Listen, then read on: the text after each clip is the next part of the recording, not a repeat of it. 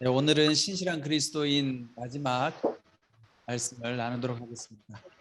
오늘 사도 바울은 혼란스러움 가운데 있는 로마 교회에 편지를 씁니다. 당시 이 로마 교회에는 작은 그리스도인 모임이 여러 모임이 있었는데요. 이들은 완벽하게 구비된 조직도 없었고 오늘날처럼 이렇게 교회 조직이 잘 되어져 있지 않았습니다. 그리스도인들의 이런 모임들이 몇 군데 있었던 것이죠. 또 오늘 우리가 말씀을 배우는 것처럼 체계적인 진리를 배워서 들은 적도 없었습니다. 그런 교회 안에는 해결해야 될 문제가 당연히 많았겠죠. 사람들이 모이면 그 모여 있는 사람들 안에는 늘 항상 어려움이 있고 문제가 많이 있습니다. 특별히 유대인과 이방 교인들 간에 마찰이 있었고, 그 유대인들 또 새롭게 복음을 받아들인 이방인들 서로 생각이 다른 거예요. 신앙에 대한 관점이. 또 믿음 생활을 하다 보니까 과거에 그리스도인이 아니었다가 그리스도인이 되고 나니 옛 삶의 습관들이 남아 있어서 그것과 신앙이 조화를 이루지 못해 또 여러 가지 교회 안에 갈등과 어려움이 많았습니다. 이런 로마 교회를 향해서 이제 사도 바울이 편지를 쓰게 됐는데 그 편지가 바로 오늘 로마서의 말씀입니다. 이 로마서의 말씀에는 특별히 복음이 무엇인지 그리고 그리스도인들은 어떻게 살아야 할지를 말씀해 주고 있습니다. 오늘 저는 우리가 읽은 로마서 1장 16절로부터 17절 말씀을 통해서 복음이 무엇인지 그리고 그리스도인들은 어떻게 살아야 할지에 대해서 살펴보고자 합니다. 먼저 오늘 16절 말씀을 통하여 사도 바울은 복음에 대해 설명하고 있습니다. 나는 복음을 부끄러워하지 않습니다. 이 복음은 모든 믿는 사람들에게 구원을 주시는 하나님의 능력이기 때문입니다. 여러분, 복음이 무엇입니까? 교회 다니면서 많이 들어보셨죠? 로마서 1장 4절 말씀에 보면 이렇게 이야기하고 있습니다. 성결의 영으로는 죽은 자들 가운데서 부활의 능력 있는 하나님의 아들로 인정되셨으니 바로 우리 주 예수 그리스도이십니다. 2절 말씀에 보면 그 복음은 하나님께서 예언자들을 통해 성경에 미리 약속하신 것으로, 그래서 쭉쭉쭉쭉 나오는데 복음은 뭐냐? 예수 그리스도다. 그럼 복음이 무엇입니까? 물어보면 복음은 예수 그리스도다. 그러면 예수 그리스도가 복음인 이유는 무엇이겠습니까? 예수 그리스도가 이 땅에 오셔서 이 땅 가운데 하신 행적들을 들여다보면 그것은 많은 사람들에게 기쁨을 주는 소식이었기 때문에 복음이라고 말할 수 있는 것입니다. 그런데 오늘 16절 말씀에 보면 이 복음이신 예수 그리스도가 어떤 역할을 하세요? 모든 믿는 사람에게 구원을 주시는 하나님의 능력이 된다라고 이야기하고 있습니다. 모든 믿는 자에게는 구원을 주시는 하나님의 능력이 된다. 자, 그럼 여러분 구원은 무엇입니까? 다 배워서 알고 있으시잖아요. 그렇죠? 구원은 내가 어떤 어려움이나 위기 상황 가운데서 구출함을 당하는 게 구원이잖아요. 하나님 우리를 구원해 주십시오 할 때 이 구원은 뭐예요? 하나님 내가 여러 가지 어려운 상황 가운데 있으니 나를 구출해 주십시오. 영적인 의미도 있고 또 우리가 살아가는 이 세상 가운데 육신적인 차원에서도 우리에게는 구원이 필요하죠. 여러분, 하나님은 우리의 영만 구원하시는 분이 아니라 우리가 살아가는 모든 삶을 전인적으로 구원하기 원하시는 분이 바로 하나님이라는 사실입니다. 그런데 이 복음을 대하는 태도가 참 중요한데 오늘 말씀해 보면 바울은 나는 복음을 부끄러워하지 않는다 이렇게 기록하고 있습니다. 당시에 많은 사람들은 복음을 듣고 복음을 믿고 교인이 되었지만 복음에 대해서 여전히 부끄러운 마음이 있는 거예요. 그런데 뭐 그때나 그런 것이 아니라 오늘날도 마찬가지예요. 왜냐하면 복음이 뭐예요? 예수 그리스도인데 예수 그리스도는 어떻게 돌아가셨어요? 십자가에서 무기력하게 돌아가셨죠. 그러니까 이 로마 당시에 헬라 철학에서는 이성, 논리 이런 철학이 중요한데 예수님의 모습을 보면 도저히 이해가 안 되는 거예요. 복음이라고 하는데 십자가에 무기력하게 힘없이 돌아가셨던 무엇인가 능력을 보여주고 파워를 보여주어야 되는데 그런 것이 없는 거예요. 그런 분이 하나님의 아들이라고 하는 건 논리적으로도 이해가 안 되는 거예요. 또 오늘도 우리도 비슷한 생각을 가지고 있죠. 하나님의 아들 예수님 그러면 우리 마음속에는 이중적인 생각이 떠올라요. 하나는 와 하나님의 아들이니까 권능의 하나님이겠지, 권능의 예수님이겠지. 그런데 막상 우리가 경험하는 여러분 삶에서는 어때요? 그 권능이 느껴집니까? 성경이 말하는 권능은 뭐예요? 연약함 가운데 나타나는 하나님 사랑의 권능을 이야기한단 말이에요. 물론 성경 말씀을 통해서 때로는 인간의 연약함 가운데 하나님이 찾아오셔서 초능력적으로 기적도 일으키고 질병도 고쳐주시지만, 그러나 성경 면면에 흐르는 하나님의 능력은 사랑의 권능을 말하고 있어요. 사랑의 권능. 여러분, 세상에서 그 어떤 것도 사람을 변화시킬 수 있는 능력이 없어요. 사랑 외에는. 그래서 예수님은 무기력하게 십자가에 달려 죽으심으로 말미암아 우리를 구원하시는 그 능력을 보여주셨던 거예요. 그런데 그걸 받아들이기가 쉽지 않으니까 사람들은 다 복음을 받아들였지만 일상 가운데서는 복음의 능력을 경험하지 못하고 때로는 복음을 부끄러워하고 살아가는 사람들이 많았다라는 거죠. 여러분, 예수님의 십자가는 사랑을 극대화시켜서 보여주신 사건이에요. 우리는 십자가와 부활 그러면 자꾸 십자가만 떠올라요. 고통스러운 십자가만. 근데 여러분, 십자가가 상징하는 의미는 뭐예요? 사랑의 극치잖아요. 그렇죠? 사랑하는 자들을 위해서 내 생명을 던지는 사랑의 극치죠. 사랑만이 세상을 변화시킬 수 있다. 이제 우리가 이번 여름이 될지 가을이 될지 모르겠지만 수련회를 가려고 하잖아요. 제주도로. 제가 제주도에 가면 늘 먹는 음식이 있어요. 여러분, 제주도에 가면 뭘 먹습니까? 네? 네? 뭐라고? 오메기 떡. 아, 그렇죠. 자, 맞아. 오메기 떡도 또 여러분 먹는 거 있잖아요. 제주도 가면. 아, 귤. 아직 정답이 아닌데 제주도 가면 꼭 먹어야 되는 거 또 있잖아요. 흑돼지. 아, 이 정답이 안 나오시네. 다들 고기 안 드셔도 될 것 같아요. 네. 근데 제주도에 가면 여러분 돼지가 있잖아요. 흑돼지. 왜 서울 경기도에는 흑돼지가 안 팔고 그냥 삼겹살 뭐 이런 거 파는데 제주도 가면 꼭 다 흑돼지래. 그렇죠? 근데 여러분, 제주도에 왜 돼지가 많은 줄 아세요? 알고 있는 분? 네. 제주도에 돼지가 많은 이유가 있어요, 여러분. 흑돼지의 유래는 선교사님으로부터 유래된 거예요. 1954년도에 콜롬반 외방 선교회 소속으로 제주도에 온 아일랜드 출신의 신부님이 계신데, 이분의 이름은 패트릭 제임스 맥클린치라고 하는 신부예요. 이 맥클린치라고 하는 신부가 와서 제주도에 성 이시돌 목장이라는 걸 만듭니다. 여러분, 제주도 가보면 성 이시돌 목장 가보셨죠? 안 가보셨나? 이제 가게 될 거예요. 이게 뭐 가야 될 때가 많네. 성 이시돌 목장에 가면 아이스크림도 먹고 우유도 팔아요. 그런데 제주도에 이렇게 목장이 많고 양돈업이 생기기 시작한 게 한 선교사에 의한 거예요. 신부님에 의해서. 이 맥클린치 신부가 제주도에 와서 복음을 전하려고 딱 왔는데 보니까 당시에 제주도가 6.25 전쟁 이후, 이 맥클린치 신부가 1954년도에 왔단 말이에요. 그러니까 6.25 전쟁이 언제 끝났어요? 52년도에 끝났나? 하여튼 6.25 전쟁이 끝나고 굉장히 어수선하고 어려운 시절이죠. 또 섬나라니까, 섬이니까 먹고 사는 게 쉽지 않았겠죠. 또 4.3 사태라고 해서 여러 가지 아주 불행한 일들이 제주도에 있었죠. 그러고 나니까 사람들의 삶이 너무나 힘들고 어려운 거예요. 복음을 전하려고 딱 보니까 이건 지금 복음이 중요한 게 아니라 먹고 사는 문제가 해결되지 않는 거예요. 여러분, 그런 말이 있잖아요. 가난은 나라님도 구제하지 못한다. 뭐 이런 말이 있어요. 가난은. 그런데 이 상황 속에서 맥클린치 신부가 복음을 전하는 방편 중에 하나로 목장을 만들어요. 그리고 신용협동조합을 만듭니다. 이게 우리나라에서 4번째로 만들어진 조합이라고요. 신용협동조합을 만들고 뉴질랜드, 호주, 캐나다 등지에서 돼지와 소를 수입을 합니다.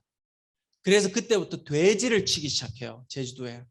그래서 그게 유래가 돼가지고 지금 제주도는 돼지가 엄청 많아졌죠. 그렇죠?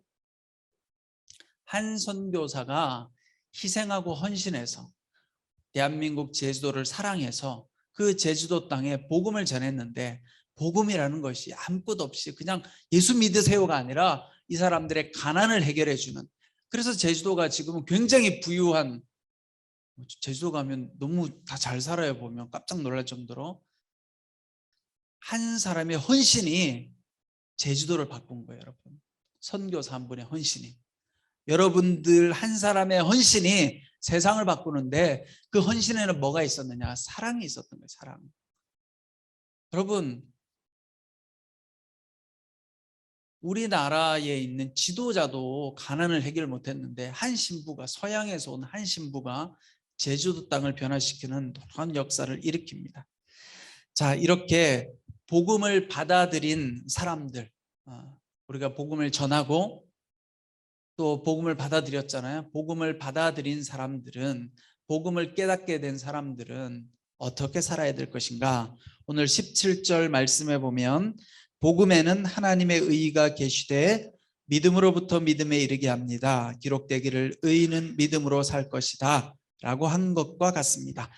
여러분, 복음에는 뭐가 나타나요? 하나님의 의가 나타난대요. 복음을 영접하면 하나님의 의가 나타나는데, 하나님의 의가 무엇이냐?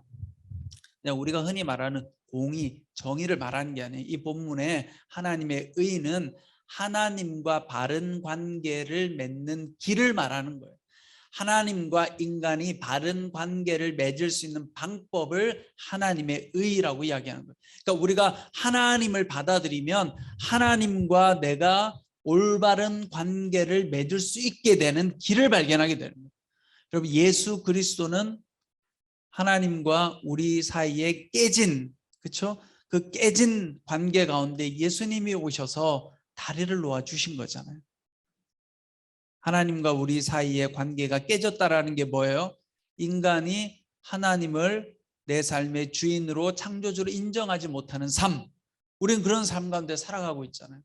하나님이 계시지만 여전히 하나님이 잘 안 믿어지는 게 사실이에요. 그게 인간인 거예요. 그게 죄인 거예요. 그런데 우리의 힘으로는 하나님을 믿고자 노력해도 잘 안 돼요. 그런데 예수님께서 오셔서, 또 영으로 오신 예수님이, 성령님께서 오셔서 우리와 하나님 사이에 다리를 놓아주시고 우리 마음 가운데 믿음을 주셨잖아요. 그게 바로 하나님의 의라는 거죠. 하나님의 의가 우리 가운데 나타나서 그 하나님의 의를 붙들게 되면 오늘 어떻게 돼요? 믿음으로 믿음에 이르게 된다라고 이야기합니다. 그래서 오늘 사도 바울은 복음을 영접한 우리 그리스도인들이 어떻게 살아가야 되는가, 아주 유명한 이야기를 하죠. 17절에 보면 기록되기를 의인은 믿음으로 살 것이다. 여러분, 여기 기록되기를, 이 말은 뭐예요? 구약 성경의 인용이에요.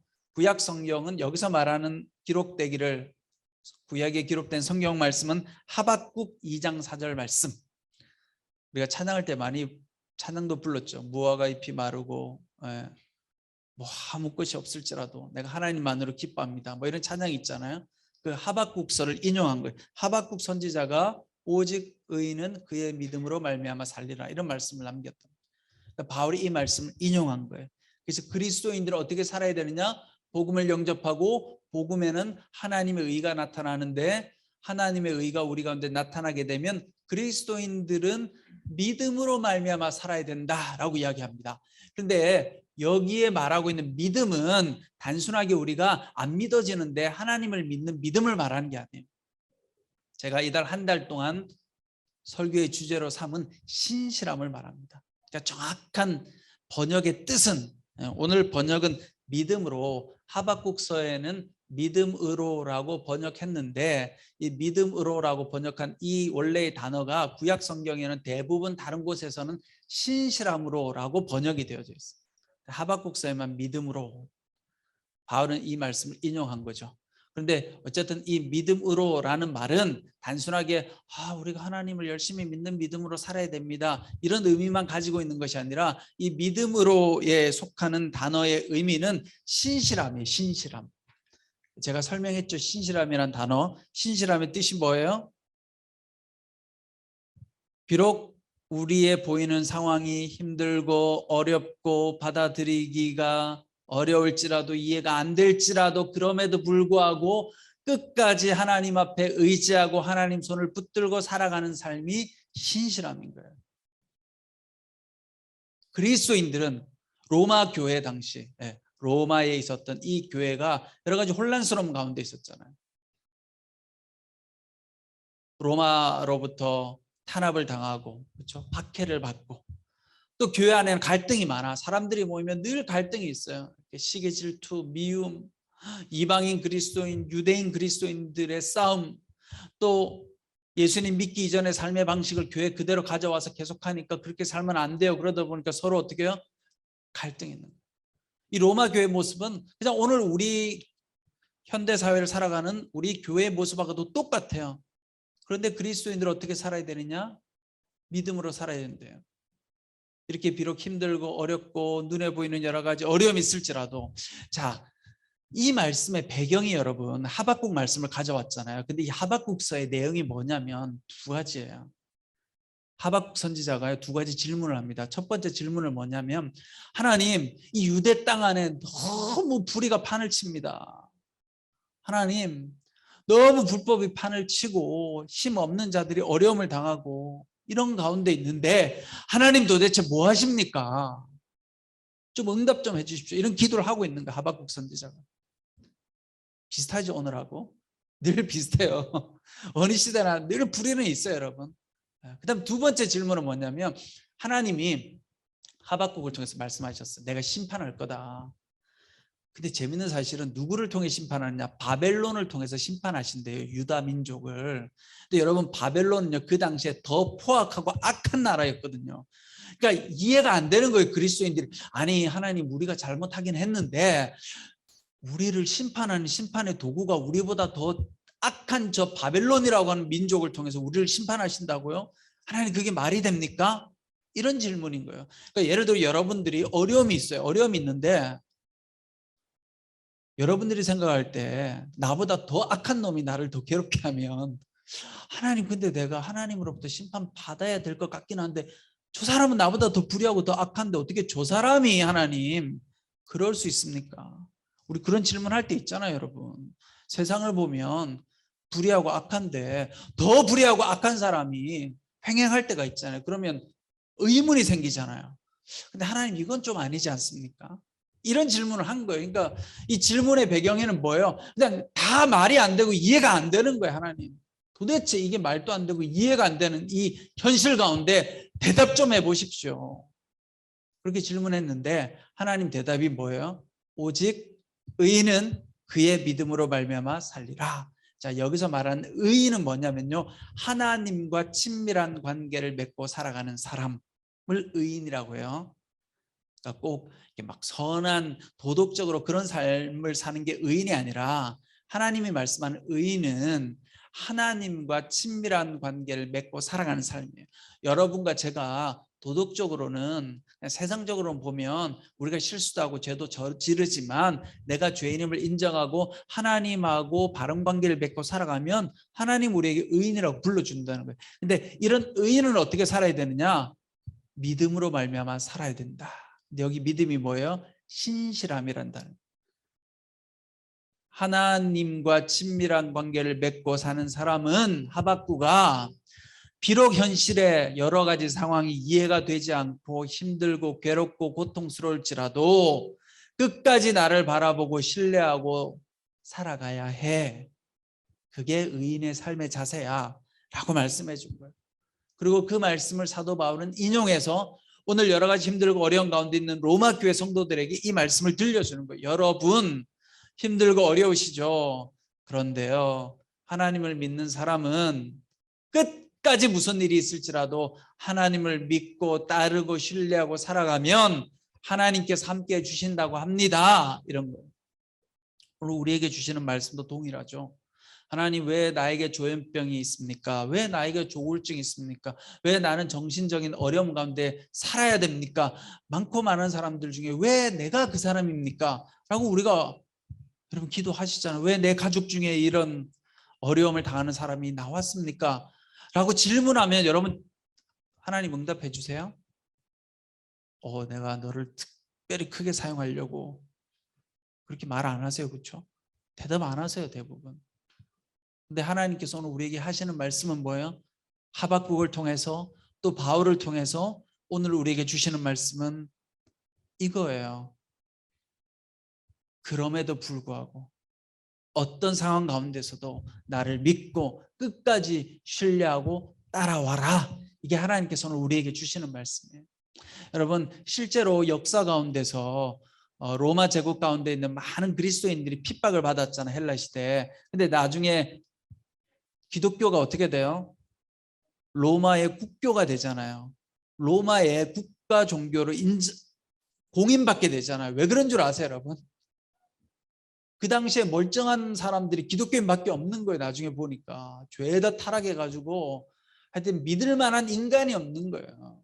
그 로마 사회 안에 믿을 수 있는 지도자감으로 세울 수 있는, 이 나라를 지킬 수 있는 사람이 아무도 없는 거예요.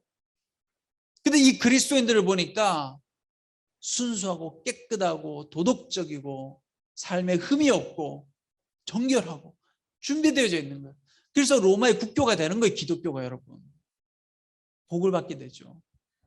여러분, 마찬가지예요. 지금은 우리 가운데 힘들고 어렵고 여러 가지 그런 것들이 있지만 우리가 하나님을 끝까지 붙들면 하나님께서 인정해 주는 의인은 세상에서 잘나고 똑똑한 사람이 아니라 하나님을 신뢰하고 따르는 사람. 그러면 하나님께서 하나님의 때에 우리 각자에게 필요한 하나님의 은혜와 복을 주신다는 사실입니다. 여러분 모두가 신실한 그리스도인으로서 살아갈 때 하나님의 놀라운 은혜와 축복을 누리게 되시기를 축원합니다.